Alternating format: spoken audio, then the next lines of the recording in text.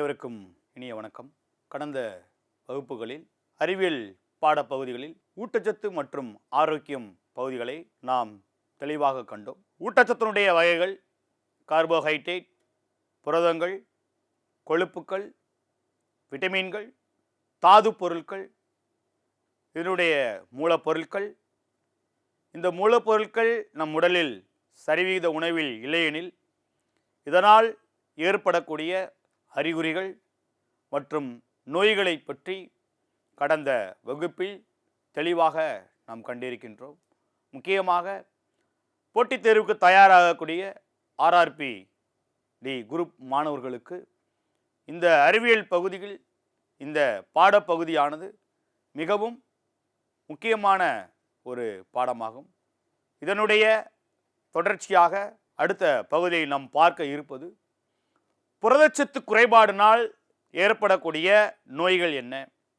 இப்போ பார்த்தீங்க அப்படின்னாக்கோ இரண்டு விதமான குழந்தைகள் காணப்படுவாங்க. சின்ன வயசில் ஒரு வயசுலேருந்து 5 வயதுக்குள்ளே இருக்க குழந்தைகளை பார்த்தீங்க அப்படின்னாக்கோ இரண்டு விதமான அறிகுறிகள் அந்த குழந்தைகளுக்கு காணப்படும். நம்ம என்னதான் ஹெல்த்தியாக சாப்பிட்டாலும் அந்த உணவுகளில் கார்போஹைட்ரேட், புரதங்கள், கொழுப்புக்கள், விட்டமின்கள், தாதுப்புக்கள் இருக்கணும். எதுவுமே இல்லாத எம்டியான உணவை டெய்லி ரெகுலாரிட்டியாக பார்த்தீங்கன்னாக்கோ காலையில் இட்லி, நைட்டு உப்புமா, மதியம் பார்த்தீங்கன்னா கஞ்சி சாப்பாடு, இதுதான் என்னோடய ரெகுலாரிட்டி உணவு அப்படின்னா ஆரம்ப கட்டங்களில் சின்ன குழந்தைகளுக்கு சரியான ஊட்டச்சத்தை கொடுத்து வளர்த்தோம்னா மட்டும்தான் அந்த குழந்தைகளுக்கு சரியான கால்சியம் சத்து, புரதச்சத்து, தாது பொருட்கள், உடலுடைய கட்டமைப்பு எல்லாமே வரும். எவ்வளோதான் சாப்பிட்டாலும் கண்டிப்பாக ஊட்டச்சத்து குறைபாடு இருக்கும். அந்த ஊட்டச்சத்து குறைபாடுகள் பார்த்தீங்க அப்படின்னாக்கா குழந்தைகளுக்கு அதிகமாக காணப்படும். அந்த குழந்தைகளுக்கு காணப்படக்கூடிய இருக்கிறதுல உங்களுக்கு 2 வியாதிகள் ஏற்படும். ஒன்று குவாசியேக்கர், இன்னொன்று பார்த்தீங்க அப்படின்னாக்கா மராஸ்மஸ். குவாசியேக்கர் அப்படின்னா என்ன அப்படின்னாக்கா எவ்வளவுதான் பொருட்கள் சாப்பிட்டாலும் உடலில் பார்த்தீங்கன்னா ஸ்ட்ரென்த்தே இல்லை. கார்போஹைட்ரேட் என்ற முக்கியமான மூலப்பொருள் அவங்களோட உடம்புல இல்லை அப்படின்னாக்கா அவன் சாப்பிட்டதில் பார்த்தீங்கன்னாக்கா வயிறு பார்த்தீங்கன்னா சின்ன வயசுலேயே பார்த்தீங்கன்னாக்கா வயிறு பார்த்தீங்க அப்படின்னாக்கா பெருசாக இருக்கக்கூடியது. அது மிகப்பெரிய ஒரு குறைபாடு. எந்த வயசு குழந்தைகளுக்கு அதிகமாக இருக்கும் அப்படின்னாக்கா 1 முதல் 5 வயது இருக்கக்கூடிய குழந்தைகளுக்கு இந்த குவாசியோர்கார் அப்படிங்கிற ஒரு வியாதி, புரதச்சத்து குறைவுனால இந்த வியாதி இருக்கும். இது ஒருத்தன் பார்த்தீங்கன்னா குண்டா இருப்பான், அவனுடைய உடலுக்கும் அவனுடைய வயதுக்கும் சரியான அளவு இருக்காது. இதே இது பார்த்தீங்க அப்படின்னாக்கா ஒருத்தன் பார்த்தீங்கன்னாக்கா 1ஆம் கிளாஸ்லேருந்து 5ஆம் கிளாஸ் வரை இருக்கக்கூடிய பையன் எப்போ பார்த்தாலும் மெலிஞ்சே இருப்பான். சாப்பிட்ற சாப்பாட்டில் கார்போஹைட்ரேட், கொழுப்புக்கள், புரதங்கள் எதுவுமே கிடைக்கல. அப்போ என்ன ஆயிரும்? கண்டிப்பாக ஒன்று மெலிஞ்சிருப்பான். பாருங்க, புரதச்சத்து சரியாக சாப்பிடாம விட்டா ஒன்று என்ன ஆயிடுவான் அப்படின்னாக்கா வயிறெல்லாம் தொந்தி வச்சு பெரிய கனத்த உணத்தோட பெருத்த உருவத்தோட காணப்படுவான். இல்லை சார், ஒரு சில நேரங்களில் பார்த்தீங்க அப்படின்னாக்கா எலும்புரிக்கு நோய் வந்த மாதிரி எலும்புகளோடையும் சதைகள் இல்லாமல் இருப்பான். ஸோ நல்லா புரிஞ்சுக்குங்க, புரதச்சத்து குறைபாடு 1லேருந்து 5 வயது வரை இருக்கக்கூடிய குழந்தைகளுக்கு புரதச்சத்து குறைபாடுனால 2 வியாதிகள் ஏற்படுது. ஒன்று பார்த்தீங்க அப்படின்னாக்கா குவாசியோர்கார், இன்னொன்று பார்த்தீங்க அப்படின்னாக்கா மராஸ்மஸ் என்ற 2 வியாதிகள் ஏற்படுது. இது ரொம்ப இம்பார்ட்டண்டான கண்டென்ட். ரைட். அடுத்தது, நமக்கு நோய் எப்படி உருவாகிறது? நோய் உருவாவதற்கு மிகப்பெரிய ஒரு காரணங்கள். ஒன்று வைரஸ்னால நோய் உருவாகணும், இல்லை பாக்டீரியானால நோய் உருவாகணும். அந்த வைரஸ்னால நமக்கு நோய் எப்படி உருவாகுது? வைரஸ்னால நோய் உருவாகணும் அப்படின்னாக்கா ஒன்று காற்று மூலமாக உருவாகணும், அல்லது தண்ணீர் மூலமாக உருவாகணும். இந்த 2 வழிகளில் தான். பாக்டீரியாவாக இருக்கட்டும், பாக்டீரியாவில் பார்த்தீங்கன்னா ஒன்று காற்றின் மூலமாக நமக்கு நோய் பரவும், அல்லது நீரின் மூலமாக நமக்கு நோய் பரவும். இந்த 2 வழிகளில் தான் பரவும். நம்ம ஹெல்த்தியாக எவ்வளோதான் சாப்பிட்டாலும் இந்த வைரஸ் மூலமாகவும் பாக்டீரியா மூலமாகவும் நமக்கு கண்டிப்பாக நோய்கள் பரவும். அந்த நோய்கள் எப்படிலாம் பரவுது? நான் சொன்னேன், காற்றின் மூலமாக பரவக்கூடியது, நீரின் மூலமாக பரவக்கூடியது. ஸோ வைரஸ்னால காற்றின் வழி என்னென்ன நோய்கள்லாம் பரவுது? ஒன்று சாதாரண சளி, அது உண்டாகக்கூடிய வைரஸ் என்ன பேர் அப்படின்னாக்கோ ரைனோ வைரஸ். சாதாரண சளி தான், ஆனால் அது உண்டு பண்ணக்கூடிய வைரஸ் பேர் என்ன அப்படின்னாக்கோ ரெய்னோ வைரஸ். இது எப்படி சார் நமக்கு தொற்றுது அப்படின்னு பார்த்தீங்கன்னாக்கோ இது பார்த்தீங்கன்னா ஒரு சிலர் தும்மல் மூலமாக, அந்த தும்மலுடைய தண்ணீர் நீர் அல்லது அடுத்தவங்க மூலம் பரவுறது மூலமாக இந்த நோய் தொற்று முறை நமக்கு உருவாகுது. இது எப்படி சார்? சாதாரண சளி வந்துட்டா எந்த உறுப்பை போய் அஃபெக்ட் பண்ணும், எந்த உறுப்பை போய் பாதிக்க செய்யும் அப்படின்னு வந்து பார்த்தீங்கன்னாக்கா மேல் சுவாச குழாயில் உள்ள நாசி அறைகளில் வந்து பார்த்தீங்கன்னா ஜஸ்டி வீக்கம் ஏற்பட்டுரும். இந்த சளியின் காரணமாக என்னென்ன அறிகுறிகள்லாம் இருக்கும்? லேசான காய்ச்சல் இருக்கும், இருமல் இருக்கும், மூக்கிலேருந்து வந்து பார்த்தீங்க அப்படின்னாக்கா தண்ணீர் வடிவது போல இருக்கும், தும்மல் இருக்கும், ஒரு சிலருக்கு ஒற்றை தலைவலியாகவும் இருக்கலாம் அல்லது 2 பக்க தலைவலியாகவும் இருக்கும். இந்த சாதாரண சளி அதோடைய வைரஸ் வந்து பார்த்தீங்கன்னாக்கா ரெய்னோ வைரஸ் மூலமாக இந்த நோய் பரவுவதற்கான அறிகுறிகள் இருக்குன்னு நம்ம பார்த்துருக்கோம்.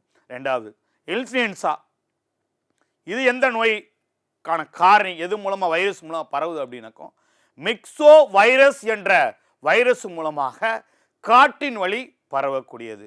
நான் முன்னாடியே சொல்லிட்டேன், காற்றின் வழி தான் பரவுது. நோய் தொற்று இதே மாதிரி தான், வேர்வை துளிகள் அல்லது தண்ணீர்கள் இந்த மாதிரி காற்றில் நமக்கு பரவனால. இது எதை சார் அஃபெக்ட் பண்ணுது? சுவாச குழாய், நம்முடைய தொண்டை மற்றும் நாசி வந்து பார்த்தீங்கன்னாக்கா வீக்கமடைவதற்கு காரணமாக இருக்குது. இதனுடைய அறிகுறிகள் என்ன சார்? காய்ச்சல், உடல் வலி, இருமல், தொண்டை வலி, நாசியிலிருந்து நீர் வெளியேற்றம், திடீர்னு பார்த்தீங்கன்னாக்கா மூச்சு திணறல், இந்த மாதிரிலாம் வந்து பார்த்தீங்கன்னாக்கா இன்ஃப்ளூயன்ஸா வந்துருச்சு அப்படின்னாக்கா அதனுடைய அறிகுறிகள் இருக்கும். தட்டம்மை வைரஸ், ருஃபேலா வைரஸ், இதனுடைய அறிகுறிகள் நோய் தொற்று துளிகள், நோய் தொற்றிலிருந்து வெளியே போகிறது, நோய் தொற்றிலிருந்து நேரடியாக அவங்கள நம்ம டச் பண்ணும்போது அல்லது காற்றின் மூலமாக இந்த தட்டம்மை நோய் வந்து நமக்கு பரவக்கூடியது. இது மோஸ்ட்லி எதை சார் அஃபெக்ட் பண்ணும் அப்படின்னு வந்து பார்த்தீங்கன்னாக்கா சுவாச குழாய்களை வந்து நமக்கு அஃபெக்ட் பண்ணும். இதனுடைய அறிகுறிகள் என்னவா இருக்கும் அப்படின்னாக்கா சிவப்பு புள்ளி போன்ற வீக்கம், உடலில் வந்து பார்த்தீங்கன்னாக்கா சிறு சிறு சிவப்பு புள்ளிகள் போன்ற வீக்கம், தடிப்பு, ஒரு சில நேரங்களில் வந்து பார்த்தீங்கன்னாக்கா இருமல், தும்மல், ஒரு சில நேரங்களில் கண் சிவப்பாக இருக்கும், ஒரு சில நேரங்களில் காய்ச்சலும் இதுக்கான அறிகுறிகளாக இருக்கலாம். அடுத்தது பொண்ணுக்கு வீங்கி. இது உண்டாக்கக்கூடிய வைரஸோட பேர் என்ன அப்படின்னாக்கா மிக்சோ வைரஸ் ஃபாரடேசஸ் அப்படின்னு சொல்லுவாங்க. பொண்ணுக்கு வீங்கியை ஏற்படுத்தக்கூடிய வைரஸுடைய பெயர் மிக்சோ வைரஸ் ஃபாரடேசஸ். இது எதன் மூலமாக பரவுது அப்படின்னு காற்றின் மூலமாக தான். நோய் தொற்று துளிகள், நோய் தொற்று கருக்கள், நோய் தொற்று ஏற்பட்டவர்களுடைய நேரடி தொடர்பு கொள்றதுனால, அவங்க தொடர்றதுனால அல்லது அவங்களுடைய பயன்படுத்திய பாத்திரங்களை தொடர்றதுனால அல்லது அவங்க சாப்பிடக்கூடிய உணவுகளை சாப்பிட்டதுனால இந்த பொண்ணுக்கு வீங்கிற ஒரு நோய் வந்து பார்த்தீங்கன்னாக்கா நமக்கு பரகுது. இதனுடைய அறிகுறிகள் என்னவா இருக்கும், எதை அஃபெக்ட் பண்ணும் அப்படின்னு வந்து பார்த்தீங்கன்னாக்கா மேல் சுவாச குழாயை அஃபெக்ட் பண்ணக்கூடியதாக இருக்கும். இதனுடைய அறிகுறிகள் என்னவா இருக்கும் அப்படின்னாக்கா கண்ண உமிழ்கள் வந்து பார்த்தீங்கன்னா உமிழ்நீர் சுரப்பி பெரிதாகுது. இங்கே வந்து பார்த்தீங்கன்னாக்கா உமிழ்நீர் சுரப்பிங்கிறது தொண்டைகள் வந்து பார்த்தீங்கன்னா சிறு வீங்கி இருக்கிறது, தாடைகள் அசைப்பதில் ரொம்ப சிரமமாக இருக்குது, இந்த வாய் அசைவுகள் இருக்குது பார்த்தீங்களா, அதை பேசுறது ப்ளஸ் வந்து பார்த்தீங்கன்னா அசையக்கூடிய தன்மைகள் நமக்கு கஷ்டமாக இருக்கும். ஒரு சில நேரங்களில் இதனுடைய தொண்டை பகுதிகள் வந்து பார்த்தீங்கன்னா சரியான வீக்கமாக இருக்கும், நம்மளுடைய உமிழ்நீரை முழுங்குவதற்கு கூட மிகப்பெரிய ஒரு கஷ்டமாக இருக்கும். திரவ பொருட்கள் மட்டுமே அருந்தக்கூடிய நிலைகள் கூட ஒரு சில நேரங்களில் வருவதற்கான வாய்ப்பு இருக்குது. நெக்ஸ்ட் சின்னம்மை, சிக்கன் பாக்ஸ் அப்படின்னு சொல்லுவாங்க. சின்னம்மையினுடைய நோய் காரணியுடைய வைரஸை ஏற்படுத்தக்கூடிய காரணி வாரிசெல்லா ரோஸ்டெல்லர் வைரஸ். வாரிசெல்லா ரோஸ்டெல்லர் வைரஸ் இதுவும் நோய் தொற்று துளிகள், அவர்கள் தொடக்கூடிய பொருட்கள், அவர்கள் பயன்படுத்திய பொருட்கள் அல்லது அவர்களுடன் நேரடி தொடர்பு கொள்ளும் போது அவர்களை கவனித்துக் கொள்ளுதல் அல்லது அவர்கள் பயன்படுத்திய உணவை நம் உட்கொள்ளுதல் அல்லது அவர்கள் இருக்கும் அறையில் நாம் தங்கி இருத்தல் அல்லது அவர்கள் பயன்படுத்திய பொருளை எடுத்து நம்ம பயன்படுத்தும் போது நமக்கு சின்னம்மை என்ற நோய் ஏற்படுகிறது. இது எதை முதல்ல அஃபெக்ட் பண்ணும் அப்படின்னா சுவாச குழாயை நமக்கு அஃபெக்ட் பண்ணும். இதனுடைய அறிகுறிகள் என்னவா இருக்கும் அப்படின்னாக்கா தோள்களில் அப்பப்போ வந்து பார்த்தீங்கன்னா கொப்பளம் அல்லது வீக்கம் ஏற்படும், காய்ச்சல் இருக்கும், உடலில் வந்து பார்த்தீங்கன்னாக்கா மிகப்பெரிய ஒரு அசதி காணப்படும். ஸோ வைரஸ் மூலம் என்னென்ன நோய் ஏற்படுது? சாதாரண சளி, அது ஏற்படுத்தக்கூடிய வைரஸ் ரெய்னோ வைரஸ். இன்ஃப்ளூயன்சா, அது ஏற்படுத்தக்கூடிய வைரஸ் மிக்சோ வைரஸ். தட்டம்மை, அது ஏற்படுத்தக்கூடிய வைரஸ் ருஃபெல்லா வைரஸ். பொண்ணுக்கு வீங்கி, அது ஏற்படுத்தக்கூடிய வைரஸ் மிக்சோ வைரஸ் பாரடேசஸ். சின்னம்மை, அது ஏற்படுத்தக்கூடிய வைரஸ் வாரிசெல்லா ரோஸ்டர் வைரஸ்.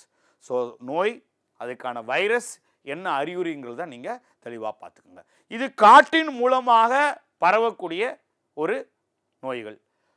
இதே வைரஸ் நீரின் மூலமாக பரவுகிறது நம்ம பார்த்துருக்கோம். காற்றின் மூலமாகவும் பரவும், நீரின் மூலமாகவும் பரவும். ஸோ நீரின் மூலமாக வைரஸ் பரவுகிறது என்றால் எப்படிலாம் பரவுது, அந்த நோய் என்ன, அந்த நோய்க்கான வைரஸ் என்ன, அந்த நோய் பரவும் முறை என்ன, எது அஃபெக்ட் பண்ணும், அது எப்படி இருந்தால் நம்ம வந்து ஸ்டாப் பண்ணலாம்.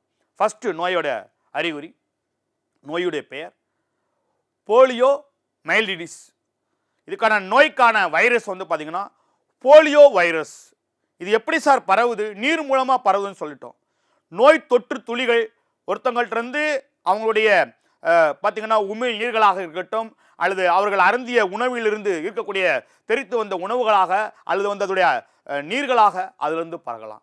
அல்லது மூக்கு தொண்டையிலிருந்து சளி வருது பார்த்தீங்களா, அவங்க தும்முறாங்க பார்த்தீங்களா, அதனால தான் ஒரு சில நேரங்களில் வந்து பார்த்தீங்கன்னா துணி வச்சு தும்மணும் அப்படின்லாம் சொல்லுவாங்க.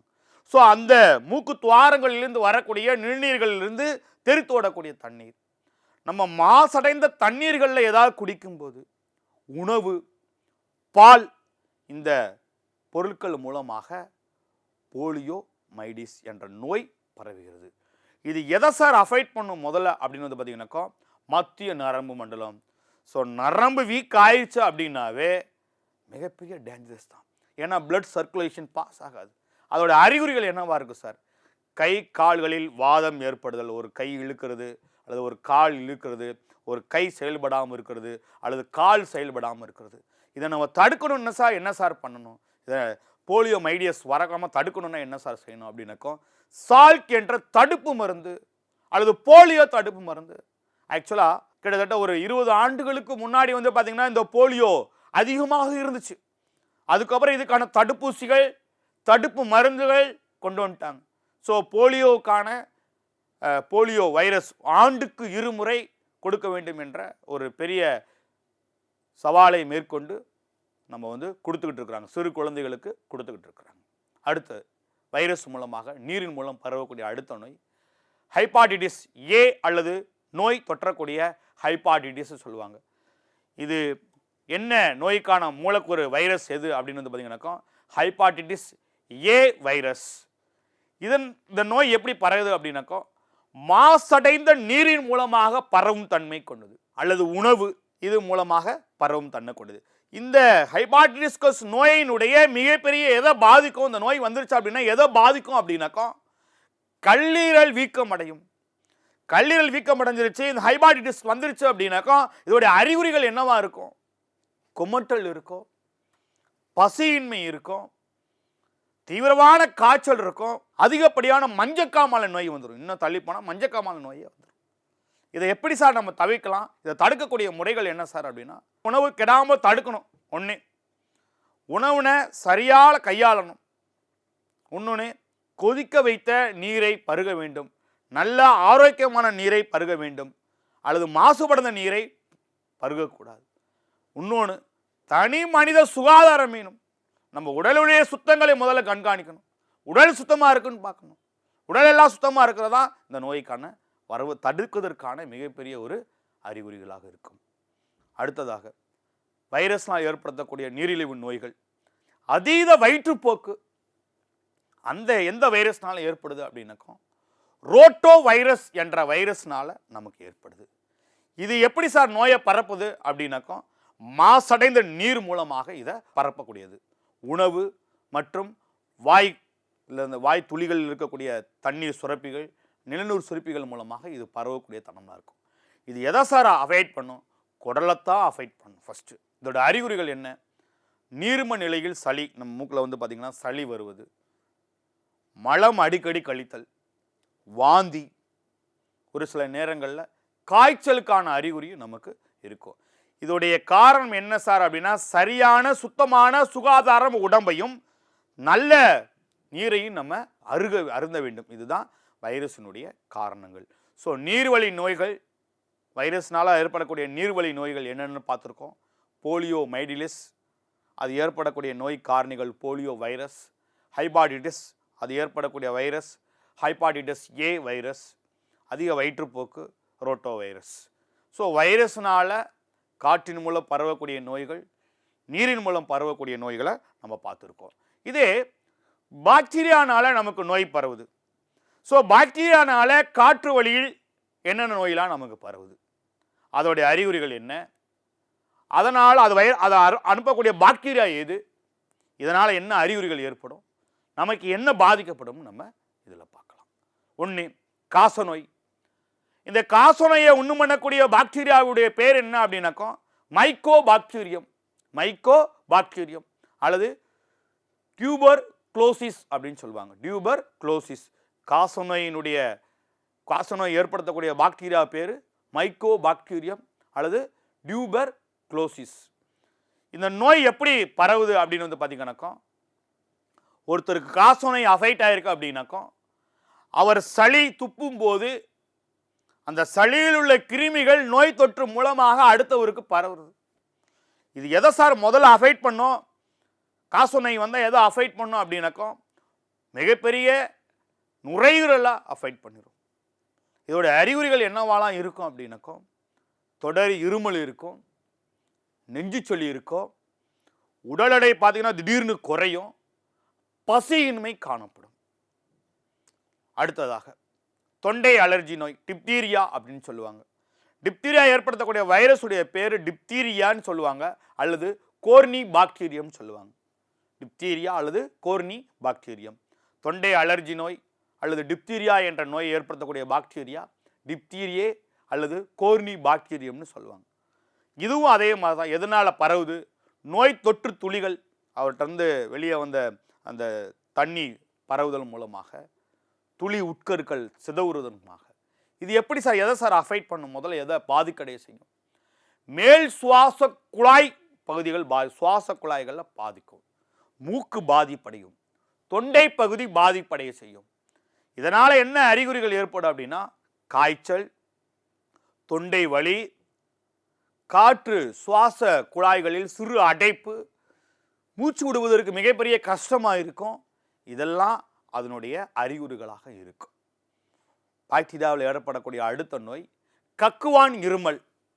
கக்குவான் இருமலை உண்டுபடுத்தக்கூடிய பாக்டீரியா ஃபோர்டெல்லா அல்லது ஃப்ரெடிசிஸ் என்ற பாக்டீரியாவால் இந்த நோய் ஏற்படுகிறது. இந்த நோய் எப்படி தொற்றுது அப்படின்னாக்கோ சேம் காற்றின் வழியாக தான் பரவக்கூடியதாக இருக்கும். இந்த கக்குவான் இருமல் பரவுவதற்கு மிகப்பெரிய ஒரு காரணம், கக்குவான் இருமல் வந்தவரை நாம் தொடும்போது அல்லது நேரடி தொடர்பு கொள்ளும் போது அல்லது அவர் பயன்படுத்திய பொருளை நாம் எடுத்து உட்கொள்ளும் போதோ அல்லது அவர் பயன்படுத்திய பொருளை நாம் பயன்படுத்தும் போதோ நமக்கு நேரடியாக கக்குவான் இருமல் வரும். இந்த கக்குவான் இருமலால் என்ன உறுப்பு பாதிக்கப்படும் அப்படின்னாக்கோ சுவாச குழாய்களில் பிரச்சனை ஏற்படும். இதனுடைய அறிகுறிகள் என்னவா இருக்கும் அப்படின்னாக்கோ மிதமான காய்ச்சல் இருக்கும், மிகப்பெரிய அதீனமான இருமல் வந்துகிட்டே இருக்கும், மூச்சு விடுவதில் மிகப்பெரிய ஒரு கஷ்டமா இருக்கும், மூச்சு திணறல் ஏற்பதற்கு கூட இந்த வாய்ப்புகள் இருக்கு. ஸோ பாக்டீரியாவால் காற்று வழியில் ஏற்படக்கூடிய நோய்கள் எது அப்படின்னா காசநோய், அது உண்டு பண்ணக்கூடிய பாக்டீரியா மைக்கோ பாக்டீரியம் அல்லது டியூபர் குளோசிஸ் பாக்டீரியம், தொண்டை அலர்ச்சி நோய் அல்லது டிப்தீரியா, கோர்னி பாக்டீரியம் அல்லது டிப்தீரியா பாக்டீரியம், கக்குவான் இருமல் அல்லது அது உண்டு பண்ணக்கூடிய பாக்டீரியத்தின் பெயர் ஃபோர்டெல்லா ஃபெர்டியசிஸ். இது காற்றின் மூலமாக பரவக்கூடிய நோய்கள். இந்த பாக்டீரியாவால் நீரின் மூலம் பரவக்கூடிய நோய்கள். நீரின் மூலம் பரவக்கூடிய நோய்களில் முதல் நோய் வந்து பார்த்தீங்கன்னா காலரா. காலரா என்ன செய்யும் அப்படின்னா அதிகமான வயிற்றுப்போக்கு இருந்துக்கிட்டே இருக்கும் உடம்புல. இது உண்டு பண்ணக்கூடிய பாக்டீரியாவுடைய பேர் என்ன அப்படின்னா விப்ரியே காலரே. இந்த நோய் எப்படி பரவும் அப்படின்னாக்கா சுகாதாரமற்ற உணவு, சுகாதாரமற்ற நீர், இது வழியாக தான் பரவும். இன்னொன்று வந்து பார்த்தீங்க அப்படின்னாக்கா ஈக்கள் மூலமாக பரவும் தன்மையை கொண்டது. முக்கியமாக வந்து பார்த்தீங்கன்னா சுகாதாரமற்ற உணவு மற்றும் நீரின் காரணமாக தான் இந்த காலரா என்ற வியாதி வருவதற்கு மிகப்பெரிய ஒரு காரணமாக இருக்கும். இதன் உறுப்பு எது பாதிக்கப்படும் அப்படின்னாக்கோ குடல் பகுதி பாதிக்கப்படும். இதனுடைய அறிகுறிகள் என்னவா இருக்கும் அப்படின்னாக்கோ நீர்மமான கழிவு வெளியேற்றம் ஏற்படும், வாந்தி ஏற்படும், தசை பிடிப்பு ஏற்படும், தலை சுற்றல், நீர்ச்சத்து ஃபுல்லாக ட்ரை ஆயிரும், உடம்புல நீர்ச்சத்து குறையும் தன்மை ஏற்படும். இதை தவிர்க்கணும்னா என்ன சார் செய்யணும்? சுகாதாரமான உணவு, நீரை உட்கொள்ள வேண்டும். ஒருவேளை நீர்ச்சத்து குறைபாடு கம்மியாக இருந்துச்சு அப்படின்னா ஓஆர்எஸ் பவுடர், அந்த நீர்மச்சத்தை உண்டு பண்ணக்கூடிய சக்தியை கூட்டக்கூடிய அந்த பானத்தை நாம் அருந்தினால் அந்த காலரா வியாதியை நாம் குணப்படுத்தலாம். அடுத்ததாக டைஃபாய்டு. இது குடல்சார் காய்ச்சல் அப்படின்னு சொல்லுவாங்க. என்ன சொல்லுவாங்க? குடல்சார் காய்ச்சல் அப்படின்னு சொல்லுவாங்க. இது உண்டு பண்ணக்கூடிய பாக்டீரியாவின் பெயர் சால்மெனலல்லா டைஃபி. சால்மெனலல்லா டைஃபி. இதை உண்டு பண்ணக்கூடிய எப்படி பரவுது அப்படின்னு வந்து பார்த்தீங்க அப்படின்னா, கழிவு கலந்த நீர் அல்லது நஞ்சுத்தன்மை உள்ள நீர் அல்லது நஞ்சுத்தன்மை உள்ள உணவு அல்லது ஈக்கள் மூலமாகத்தான் இந்த டைஃபாய்டு வந்து பரவும். இது எதை பாதிக்கடைய செய்யும் அப்படின்னாக்கோ, சிறு குடலை பாதிக்க செய்யும். நம்மளுடைய உடல்களில் சிறுகுடல் பெருகுடல் என்ற 2 பகுதிகள் காணப்படும். அதில் சிறு குடலை என்ன செய்யும் அப்படின்னா பாதிப்படைய செய்யும்.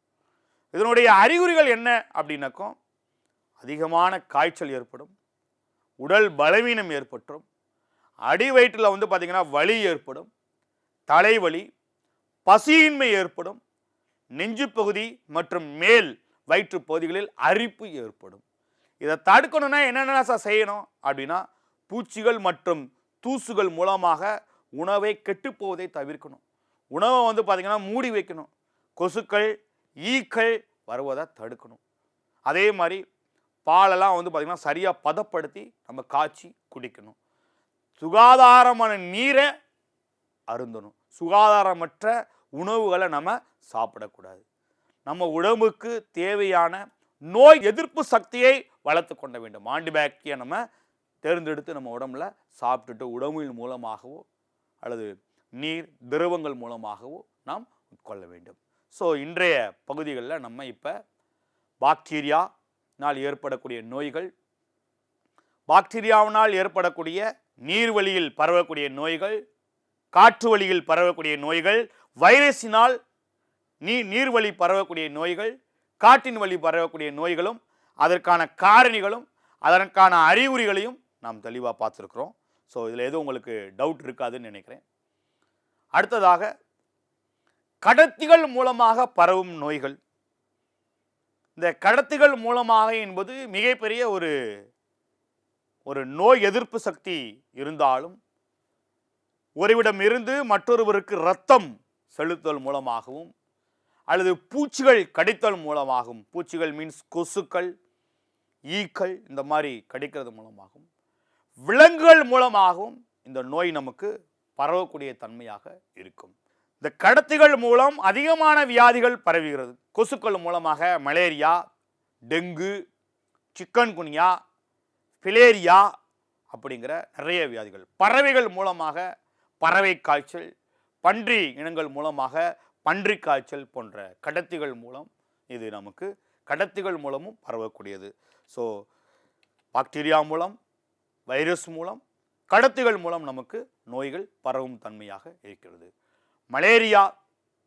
இந்த மலேரியா வருவதற்கு மிகப்பெரிய ஒரு காரணம் சுகாதார பிரச்சனை. சுகாதார தன்மையின் காரணமாகத்தான் இந்த மலேரியா நோய் பரவுகிறது. அந்த மலேரியா பரவுவதற்கு மிகப்பெரிய ஒரு ஒட்டுண்ணி காரணம் பிளாஸ்மோடியம் என்ற புரோட்டோசோவா சார்ந்த ஒரு ஒட்டுண்ணி மூலமாகத்தான் இந்த மலேரியா என்ற வியாதி பரவுகிறது. இதை உண்டு பண்ணக்கூடிய, இந்த மலேரியா நோயை உண்டு பண்ணக்கூடிய பாக்டீரியாஸ் எதெல்லாம் அப்படின்னு பார்த்தீங்க அப்படின்னாக்கோ, பிளாஸ்மோடியம் ஃபைவாக்ஸ், பிளாஸ்மோடியம் மலேரியா, பிளாஸ்மோடியம் ஃபால்சிஃபெராம் மற்றும் பிளாஸ்மோடியம் ஓவல். இதெல்லாம் வந்து பார்த்திங்கன்னா மலேரியாவை உண்டு பண்ணக்கூடிய ஒரு புரோட்டோசோவாக்கள். இது என்ன சார் செய்யும்? இது ஒரு மிகப்பெரிய ஒரு கொடிய நோய். இன்னும் டேஞ்சரஸாக இருந்துச்சு அப்படின்னாக்கோ, இது உயிரை பறிக்கக்கூடிய ஒரு நோயாக இருக்கும். இரத்த வெள்ளை அணுக்கள், இரத்த சிவப்பு அணுக்களை பாதிப்படைய செஞ்சு மலேரியாவினால நிறைய பேர் 300 மில்லியனுக்கு மேல மக்கள் பாதிப்புக்கே உள்ளாயிருக்கிறாங்க என்பது தகவலுடைய அடிப்படை. ஒரு மனிதனுக்கு மிகப்பெரிய ஒரு கொடுமையான ஒரு நோய். இதோடைய அறிகுறிகள் எப்படிலாம் இருக்கும்? தலைவலி இருக்கும், மயக்கம் இருக்கும், உடல் தசைகள் அனைத்தும் வலிகள் ஏற்படும், குளிர் இருக்கும், நடுக்கம் காணப்படும், தொடர்ந்து கடும் காய்ச்சல். மலேரியா வந்துச்சு அப்படின்னாக்கா அதிகமான வியர்வை வரக்கூடிய ஒரு காய்ச்சல் கூட இருக்கும்.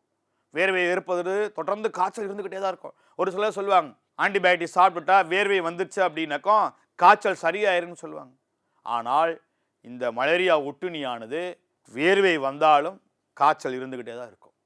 அந்த ஆன்டிபயோட்டிக் நம்ம சாப்பிட்டதுக்கப்புறம் 1 ஹவர்லேருந்து 2 ஹவர்ஸ் வந்து பார்த்திங்க அப்படின்னாக்கா இந்த காய்ச்சல் சரியான மாதிரி நமக்கு ஃபீலிங் இருக்கும். ஆனால் மீண்டும் நம்மளுடைய உடல் டெம்பரேச்சர் வெப்பநிலை வந்து பார்த்திங்கன்னா உயர்வடைய ஆரம்பிச்சிடும். இது என்ன ஆன்டிபயோட்டிக் சாப்பிட்டா இந்த மலேரியாவை தொடர்ந்து அந்த ஒட்டுண்ணியை கொல்லலாம் அப்படின்னாக்கும் குயினைன் என்ற ஒரு மாத்திரை ஒரு நாளைக்கு காலையும் மாலையும் சரியாக சாப்பிட்டுட்டே இருந்தோம் அப்படின்னாக்கும் அந்த மலேரியாங்கிற ஒட்டுண்ணியை வந்து பார்த்திங்க அப்படின்னா நம்ம கொண்டுடலாம். அடுத்ததாக சிக்கன் குனியா. இந்த சிக்கன் குனியா நோயானது ஒற்றை இலை RNA என்ற வைரஸால் ஏற்படுத்தப்படுகிறது. இது ஒரு சிக்கன் குனியாங்கிறது வைரஸ்னால நமக்கு பரவக்கூடியது. இதை பரவக்கூடிய கொசு என்ன, இதில் ஒரு பெரிய ஸ்பெஷாலிட்டி என்ன அப்படின்னா, இரவில் கடிக்கிற கொசுனால சிக்கன் குனியா நோய் வராது. பகலில் இருக்கக்கூடிய ஏடிஸ் எய்ஜிப்டி என்ற கொசு வந்து மனிதனை பகலில் கடிக்கிறதுனால தான் இந்த சிக்கன் குனியா நோய் வரும். இந்த சிக்கன் குனியா நோய்க்கு இன்னொரு பேர் என்ன சொல்லுவாங்க அப்படின்னா முடக்குவாத நோயின்னு சொல்லுவாங்க. என்ன செய்யும் அப்படின்னாக்கோ இதோடைய அறிகுறிகள் எப்படிலாம் இருக்கும் அப்படின்னாக்கோ மூட்டு வலி இருக்கும், உடலில் வந்து பார்த்திங்கனாக்கா அரிப்புகள் காணப்படும், தலைவலி இருக்கும், காய்ச்சல் ஏற்படும், மூட்டுக்களில் வந்து பார்த்திங்கன்னா பல நாட்களாக பயங்கர பெயின் இருக்கும். இந்த வைரஸ் வந்து பார்த்திங்கன்னா உடம்புல வந்துருச்சு அப்படின்னா எதுக்கப்புறம் நம்ம சிம்டம்ஸ் தெரியும் அப்படின்னாக்கோ 2 நாள்லேருந்து 12 நாளுக்கு அப்புறம் தான் வந்து பார்த்திங்கன்னா இந்த சிக்கன் குனியா நம்ம இருக்கிறதே நம்ம உடம்புல தெரியும். இதனால் என்னெல்லாம் ஏற்படும் அப்படின்னா குளிர், அதிகமான காய்ச்சல் இருக்கும், வாந்தி, மயக்கம், தலைவலி, மூட்டு வலி, நடப்பதற்கே மிகப்பெரிய ஒரு கடினமான தன்மை இருப்பது போல உணர்வோம். மூட்டுக்கு வந்து பார்த்திங்க அப்படின்னாக்கோ மூட்டு ஜாயின்ட் பெயின்லாம் வலிக்கும், மூட்டெல்லாம் வீங்கிரும். இதெல்லாம் இந்த சிக்கன் குனியாவுடைய மிகப்பெரிய ஒரு இதுக்கு என்ன செய்யணும், சரியாக பேராசிட்டமல் மருந்தை நம்ம சாப்பிட்டுட்டே இருந்தோம் அப்படின்னா அந்த வலியை நம்ம என்ன செஞ்சிடலாம், இந்த சிக்கன் குனியாவை நம்ம போக்கிடலாம். அடுத்து டெங்கு காய்ச்சலை வந்து பார்த்திங்கனாக்கா எலும்பு முறிப்பு காய்ச்சல்னு சொல்லுவாங்க. இது மூட்டுக்களிலும் தசைக்களிலும் கடுமையான வலி தோன்றும். மூட்டுக்கல் இருக்கும், தசைக்கல் இருக்கும். அதனால தான் என்ன சொல்லுவாங்கன்னா எலும்பு முறிப்பு காய்ச்சல். டெங்கு காய்ச்சலுக்கு பேர் எலும்பு முறிப்பு காய்ச்சல். இந்த டெங்கு காய்ச்சல் எதனால் ஏற்படுது அப்படின்னாக்கோ வைரஸ்னால தான் ஏற்படுது.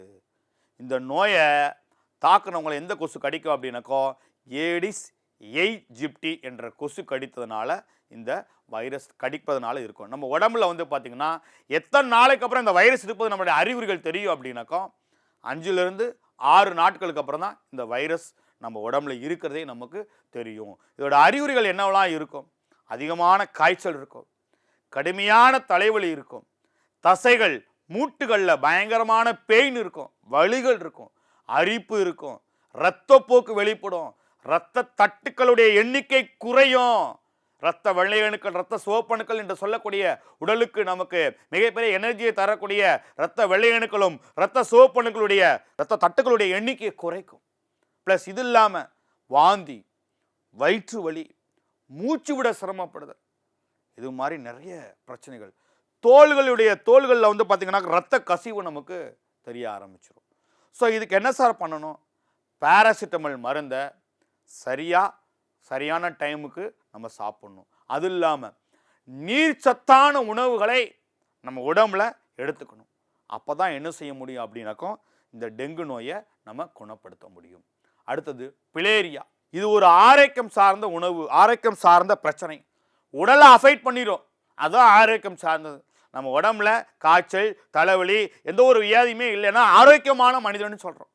இந்த நோய் வந்து பார்த்திங்கன்னாக்கோ ஒரு புழுக்கள் மூலமாக தான் பரவுது. அந்த புழுவோட பேர் என்னன்னாக்கோ நெபோடோக்கல் உசேரியா பேண்டக்டி என்ற புழுவினால இந்த நோய் ஏற்படுது. இது ஒரு கொசு கடிப்பதன் மூலமாக தான் இந்த நோய் பரவுது. இந்த கொசு கடிப்பதற்கான அறிகுறி கூலெக்ஸ் என்ற கொசு கடிப்பதன் மூலமாக தான் இந்த நோய் நமக்கு ஏற்படுது. இந்த கொசு வந்து பார்த்திங்க அப்படின்னாக்கோ நம்ம உடம்புல வந்துருச்சு அப்படின்னா கடிச்சிருச்சு, அந்த வைரஸை நம்ம கண்டுபிடிக்கணும் அப்படின்னாக்கோ கிட்டத்தட்ட 8லிருந்து 16 நாட்கள் தெரிஞ்சதுக்கப்புறம் தான் இந்த நம்ம வைரஸ் அஃபெக்ட் ஆகிருக்கு நமக்கு தெரியும். இதனுடைய அறிகுறிகள் என்னவெல்லாம் இருக்கும் அப்படின்னாக்கோ காய்ச்சல் இருக்கும், நிலநீர் சுருப்பிகள் வீக்கம் அடைஞ்சிருக்கும், அறிகுறிகள் இருக்கும். இதனால் என்ன செய்யும் அப்படின்னாக்கா கால்கள் அதிகமான பாதிப்பை நமக்கு ஏற்படுத்தும். ஸோ இப்போ பகுதிகளை நம்ம என்ன பார்த்துருக்கோம் அப்படின்னாக்கா பாக்டீரியாவினால் காற்றின் மூலமாக பரவக்கூடிய நோய்கள், நீரின் மூலம் பரவக்கூடிய நோய்கள், வைரஸினால் காற்றின் மூலம் பரவக்கூடிய நோய்கள், நீரின் மூலம் பரவக்கூடிய நோய்கள், கடத்திகள் மூலம் பரவக்கூடிய நோய்கள் என்று இந்த வகுப்பில் பார்த்திருக்கின்றோம். இதனுடைய அடுத்த வகுப்பில் இது தொடர்பான செய்திகளை நாம் விளக்கமாக காணலாம். நன்றி.